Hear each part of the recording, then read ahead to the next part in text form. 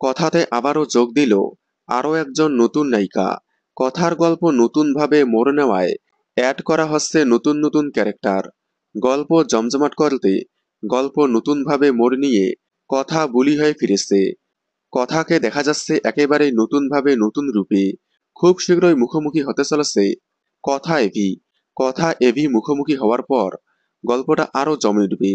তবে এরই মাঝে ধারাবাহিকে যোগ দিলেন আরও একজন জনপ্রিয় অভিনেত্রী।